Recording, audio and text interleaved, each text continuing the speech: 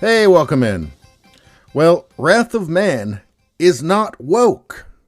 It seems strange you'd have to say that about like an action movie, a crime thriller, a heist movie.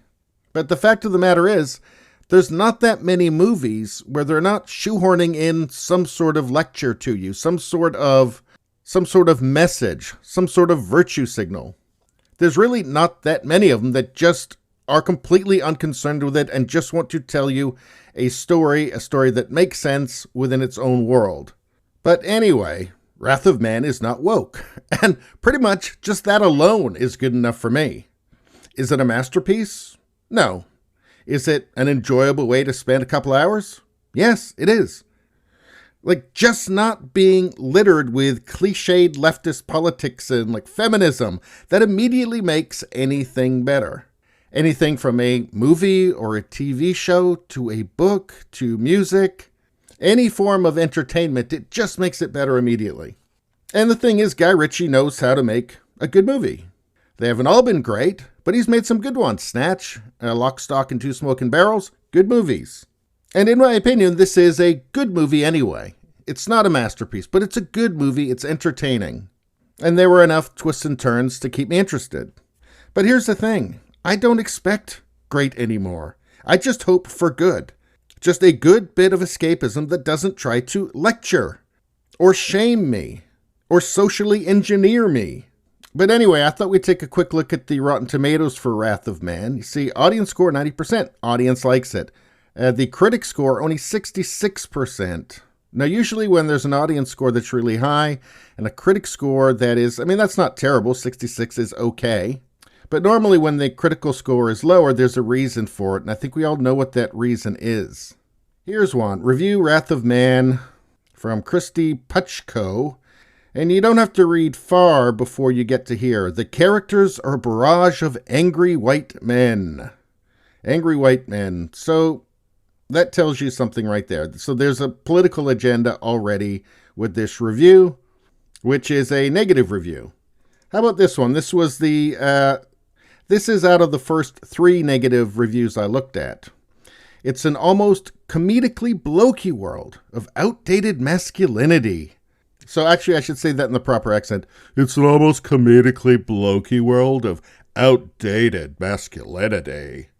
Look, if the characters all just end up going to, sensitivity training for the whole movie, it's not much of a movie, is it? Maybe these characters are more fun to watch with the outdated masculinity. It's a movie, for God's sakes. Anyway, so again, there's often an agenda in these reviews. So if those are the types of things that a reviewer is looking for in a gritty action movie, a crime movie, they're probably going to have a skewed opinion on whether the film's good or not.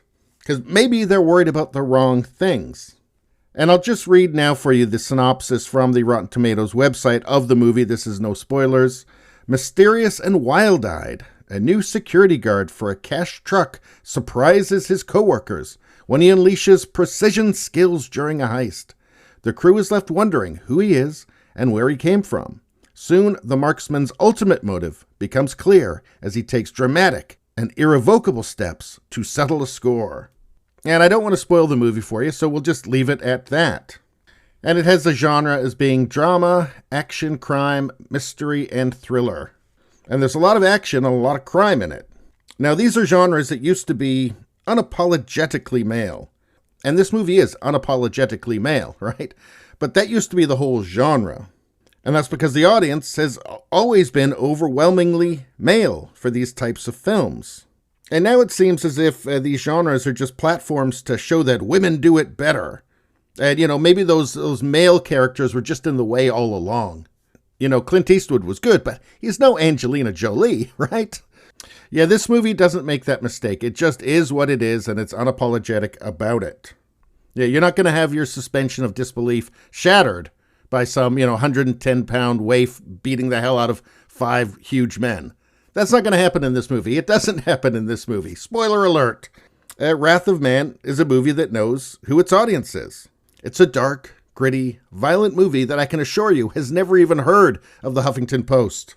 Jason Statham is very good. He's a cold psychopath, essentially. He plays that part really well. He's a man on a mission. He's a man seeking revenge.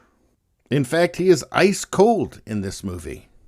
And he's surrounded by a bunch of cold, ruthless antagonists.